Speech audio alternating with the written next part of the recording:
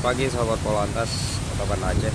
Ini situasi arus lalu lintas di sepanjang jalan dari Simpang Surabaya menuju ke Simpang Jabodetabek.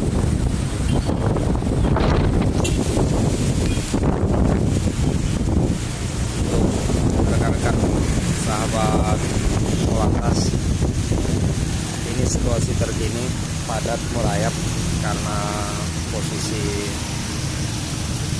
cuaca hujan. Jadi tetap berhati-hati, jalan licin, utamakan keselamatan. Semua buru-buru untuk sampai ke tempat tujuan, namun saling menghargai di jalan adalah bukti bahwa kita patut berlalu lintas. Terima kasih, selamat pagi.